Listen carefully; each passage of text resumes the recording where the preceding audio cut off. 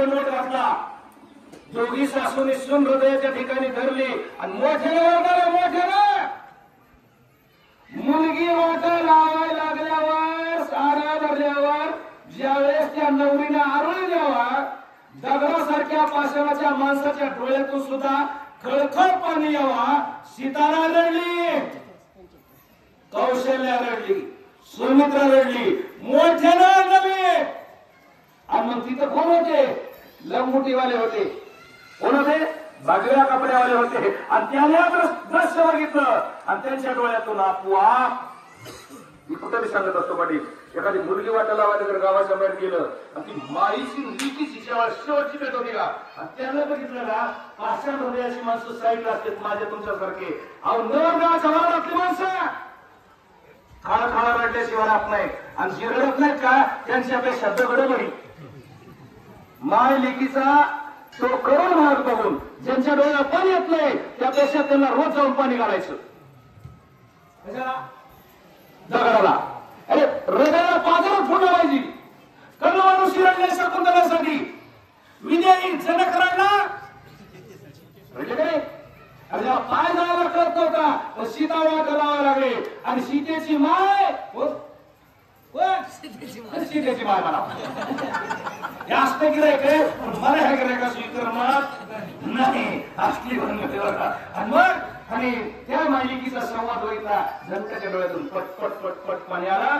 आज सुमित्रा रडते, कौशल्या रडते आणि सीता त्याला समजूतीये. बघा दुःखात म्हणून सुखात होते काय नाही मी नाही कुशाला रडू नका. चला आलिंगिता श्री रघुनाथा दुःख विसरल्या निजमाथा देखो निवल कल्ले जटा माथा अति विस्मिता तटस्थ. बघितलं पोराकडे बघितलं पण कसं होते आलिंगन दिलं बघितलं दुःख वाटलं पण आलिंगने सुख वाटे प्रेम चिदानंद. अरे आलिंगन संताची दिव्य झाली माझी काया. अरे रामाला आलिंगन दिल्यामुळे यांचं दुःख पळून गेलं नाहीस झालं. पण रामाकडे बघितलं नाव झाल्यावर रामाकडे बघितलं ते झाडाच्या साली त्या अयोध्येमध्ये वाल्या होत्या.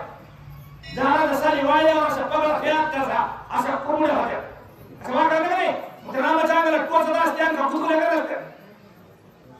आईनं बघितल्या म्हणजे रामा अंगाला टोचत असत पण आई असं काय बोलू नका. असं बोलल्यावर तुम्हाला त्याच्या वेदना होते. ती टोचतच नसते मला टोचायला आले का. अरे जगाला काय लावलंय उमराचा शिक कोणता तर आपले चाळक मारा. रामाच्या डोक्याला कोणता शॅम्पू होता कोणतं तेल होतं उमराचा चिक. उमराच्या चिकन अशी पिळवणी केली त्याची वरी गाठ बांधलेली शिंडी काढलेली आईने बघितली.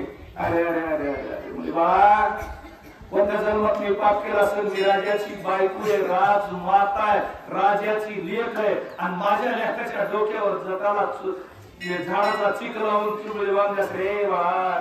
कोण्या जन्मात कोणी एखादा अतिथी जवळला होता का कुणाला अन्न वाढलं नसेल का दारात आलेल्याचा अपमान केला असेल म्हणून असं झालंय. देखता श्रीरामाचे मुख विसरून सकळ दुःख माता पावल्या परम सुख सुखदायक श्रीराम.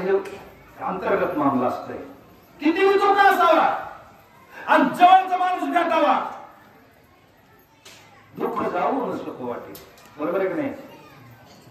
माणसाला एकतर डोळ्यातलं पाणी खाली गळाल्याशिवाय माणसाचं दुःख कमी होत नाही. बघा आपला आपल्या कॅल्क्युलेशन लावा.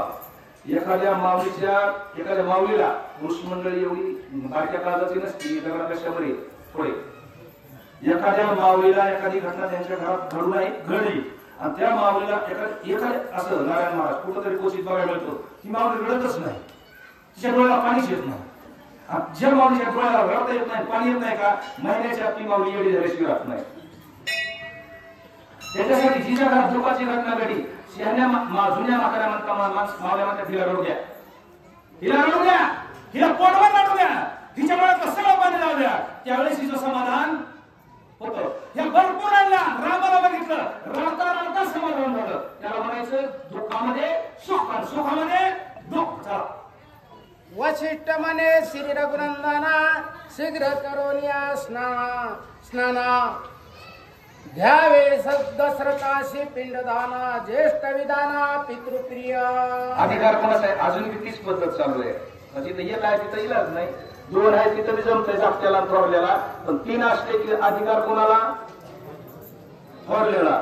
वशिष्ठ महाराजांनी सांगितलं रामा याने अग्निदाब दिलाय, राग सावडी आहे, हे तुझ्या जवळ आले 10 दिवसाच्या आत आले तिथं, आणि आता आज 10वा आहे. इंद्रियाचं काम तुम्हाला करावं लागतंय. म्हणजे काय करावं लागेल? गंगेमध्ये स्नान करा. इसी गंगा आहे का? कोणती जागा होती तिथं? काय गुरुवारी आहे? गुरुवारी तिसरंच म्हणते.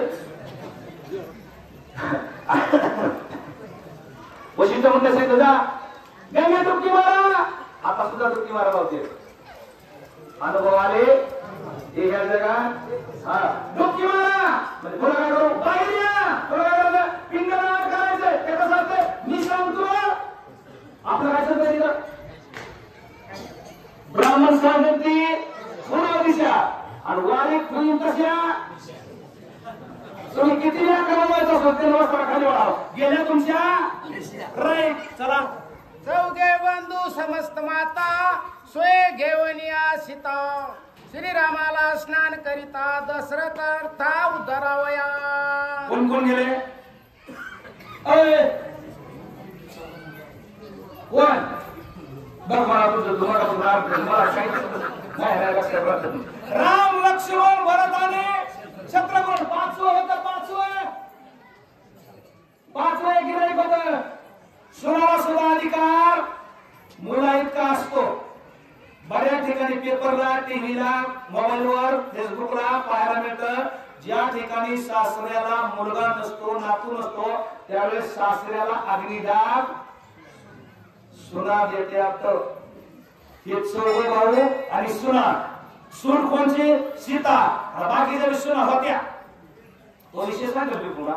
बाकी होतं पण हे 5 जण गंगेमध्ये गेले, स्नान केलं, बाहेर आले. काय केलं? श्रीरामे करावया पिंडदान तीळ तांदूळ येव चूर्ण भरते आणले आपण ते रघुनंदन नगेची. बघा बारीक लक्ष द्या. बारीक पुढील वाचक हरिभक्तपरायण गुरुवर्य भूषण महाराज मुंडे तारवाडकर. बारीक लक्ष द्या.